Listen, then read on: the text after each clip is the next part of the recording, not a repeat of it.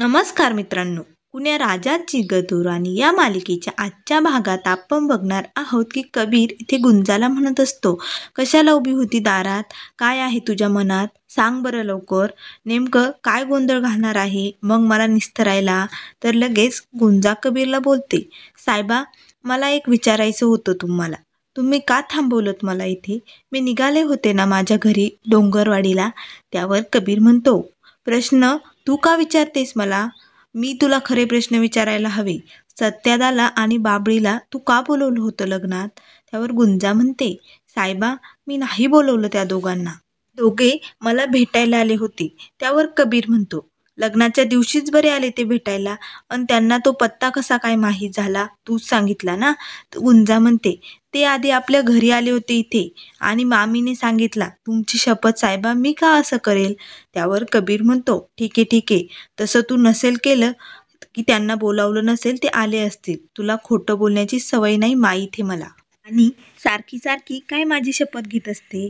मी काय तुझा नवरा नाही. आता माझं लग्न झालंय. त्यावर गुंजा बोलते, आपल्या नशिबात जो माणूस मोलाचा असतो ना, त्याचीच शपथ माणूस घेत असतं.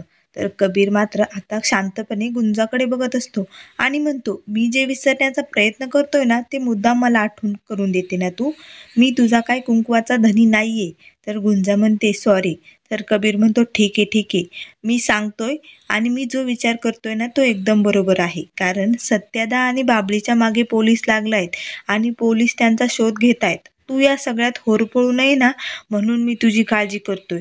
परंतु तुला तर मात्र वेगळंच काहीतरी वाटतंय, आणि आता तुझी काळजी करतोय याचा अर्थ काहीतरी वेगळाच घेऊ नको, असे म्हणून आता कबीर तिथून बाहेर निघून जातो. मग मात्र गुंजा कबीरकडे बघत एकटक त्याच्याकडेच बघत असते. त्यानंतर इथे आता माया मृण्मयीच्या रूममध्ये आलेली असते आणि तिला मृण्मयीची खूप आठवण येत असते. ती खूप रडत असते. तिला आठवत असते की हळदीच्या दिवशी, लग्नाच्या दिवशी मृण्मयीची आणि तिची किती भांडण झालेली असते. मृण्मयी तिला खूप काही बोललेली असते. हे सर्व बोलणे तिला आठवत असते. तेवढ्यात सर्वेश तिथे येतो आणि म्हणतो, काय ग माया, काय करतेस? जेवण नाही करायचं का तुला? तर माया लगेच रडायला लागते. तर सर्वेश म्हणतो, माया, रडू नको. तर माया म्हणते, सर्वेश, माझ्या मृण्मयीचं माझ्यावरती कधीच प्रेम नव्हतं का रे? मग सर्वेश लगेच बोलतो, अगं माया, असं काय बोलतेस तू? त्यावर माया म्हणते, तू बघितलं ना लग्नाच्या दिवशी किती बोलली ती माझ्याशी, कसं कसं बोलली. त्यावर सर्वेश म्हणतो, माया, तू आता इमोशनल झाली म्हणून तुला समजावतोय, आणि तुला ते समजेल कदाचित. कारण तू खूप कडवट स्वभावाची आहे, आणि तू ज्यांना बोलली ती सर्व तिची माणसे आहेत. त्यामुळे आजकाल मुलं समंजस झाली, त्यांना राग येणारच ना. त्यावर लगेच सर्वेश म्हणतो, अगं ती गुंजा तर किती समंजस आहे तुला माहिती आहे का? तर खूपच हुशार आहे ती. तर माया म्हणते, तुम्हाला सगळ्यांना आहे ना त्या गुंजाने डोळ्यावरती पट्टी बांधली, त्यामुळे तुम्हाला ना काही दिसतच नाही. तर सर्वेश म्हणतो, अगं उगाच कशाला त्या मुलीला बोल लावते, खरंच खूपच हुशार आहे ग.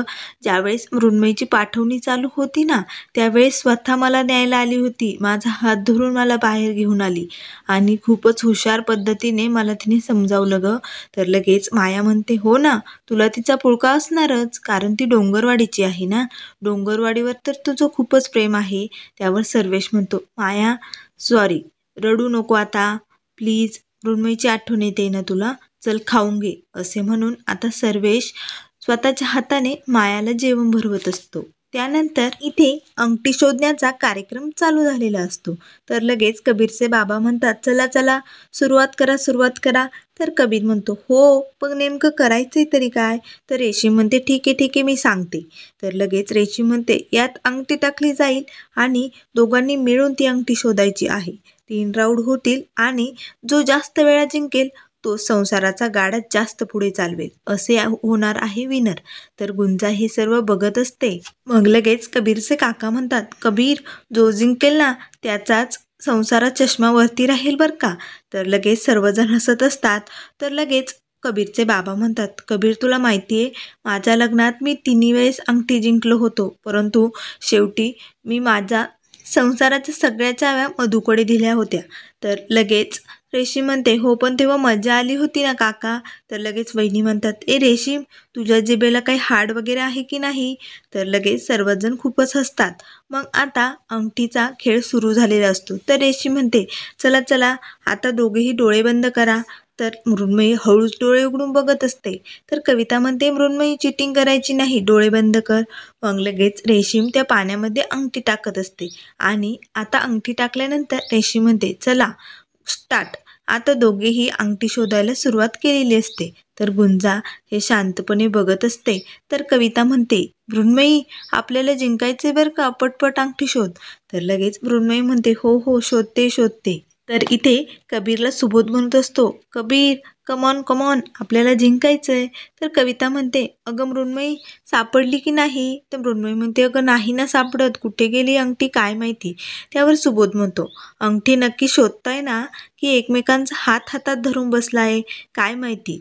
तर लगेच मृण्मयी हळूच कबीरला म्हणते, तसं सुबोध भाऊजी जे बोलताय ना ते अगदी बरोबर आहे. मी अंगठी शोधायचं सोडून तुझा हात धरूनच बसायला हवंय ना. तर लगेच दोघेही एकमेकांचा हात हातात घेतात आणि तसेच शांत बसलेले असतात. तर लगेच सर्वजण बघतात. तर कविता म्हणते, काय चालू आहे. थांबा थांबा, हा कुठे खेळ चालू आहे का. त्यावर लगेच रेशी म्हणते, अरे अजून मधुचंद्र व्हायचं आहे आणि हे सगळं सत्यनारायण पूजेच्या नंतर. चला आता आपण मस्त अंगठी शोधून घेऊया.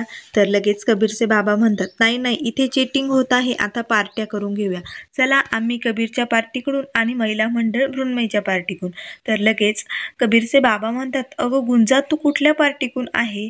तर गुंजा म्हणते, नाही मी इथेच उभी राहून दोघांकडेही लक्ष देते कोण शोधते ते. मग गुंजा मात्र दोघांसमोर तिथेच बसलेली असते. तेव्हा आता सर्वजण टाळ्या वाजवत असतात आणि म्हणत असतात, मृण्मयी अंगठी तुलाच मिळाली पाहिजे. तर कबीरच्या बाजूने सर्वजण म्हणत असतात, नाही अंगठी कबीर तुलाच मिळाली पाहिजे. गुंजा दोघांकडेही एकटक बघत असते. मग लगेच कविता म्हणते, काय ग मृण्मयी मिळाली की नाही.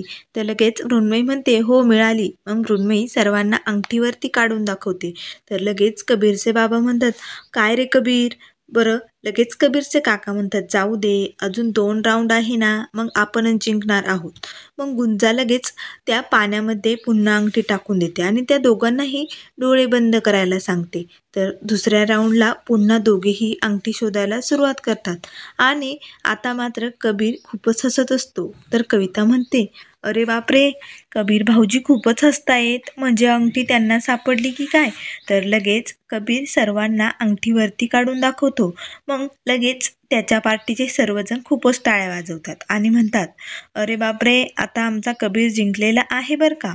तर लगेच रेशी म्हणते, परंतु आता तिसऱ्या राऊंडमध्ये मात्र आमची मृण्मयी जिंकणार आहे. तर कबीरचे बाबा म्हणतात, हो का, तुम्ही लगेच घोषित करून टाकलं का कोण जिंकणार आहे. तर आता पुन्हा कबीर ती अंगठी गुंजाकडे देतो आणि गुंजा ती पाण्यात टाकत असते. तर मृण्मयी म्हणते, गुंजा माझ्या बाजूने टाक बर का ग, मी जिंकले पाहिजे. पुन्हा तिसऱ्या राऊंडमध्ये दोघेही अंगठी शोधायला सुरुवात करतात. तर आता दोघेही अंगठी शोधत असतात.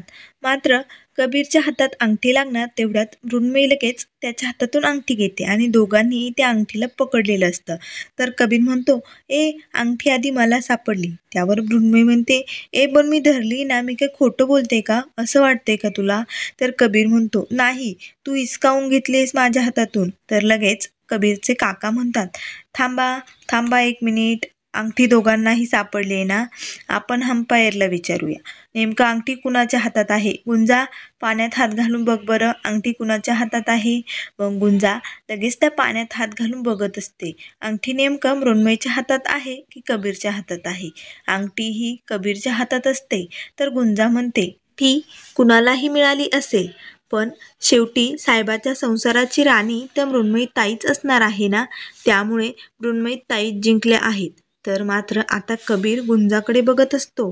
तर लगेच मृण्मयी म्हणते, अगं गुंजा असं का केलंस तू.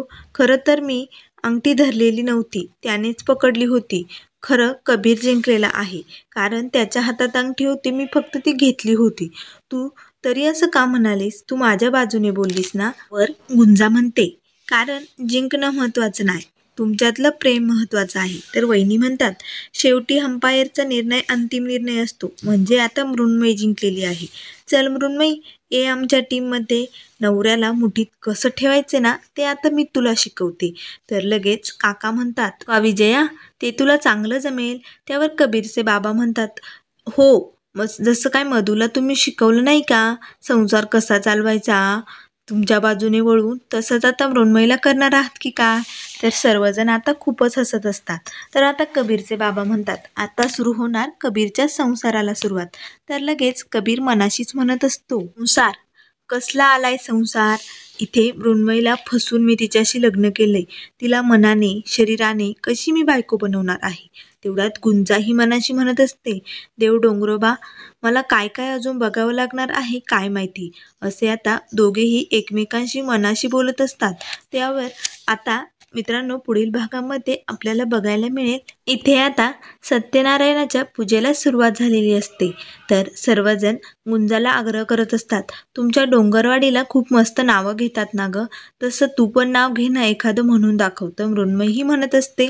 तर गुंजा म्हणते ठीक आहे. गुंजा म्हणते, प्रत्येक वळणात पाहिली त्यांची वाट आणि त्यांच्याच प्रेमात ओलांडली कितीतरी घाट. आज आली अखेर ती सोनेरी पहाट. आणि साहेबाचं नाव घेते तर मात्र मृण्मयीला खूपच राग येतो. ती लगेच कबीरला म्हणते, कबीर आज तुझा गुन्हा पकडला गेलाय. तर कबीर म्हणतो, काय झाले मृण्मयी? कबीर हा मात्र खूप घाबरलेला असतो. आता लगेच मृण्मयी म्हणते, गुंजाने ते तुझं नाव. त्यानंतर मित्रांनो पुढे काय काय होणार ते आपल्याला लवकरच बघायला मिळेल. म्हणून अशाच मालिकेंच्या अपडेट पाहण्यासाठी चॅनलला लाईक करा, सबस्क्राईब करा.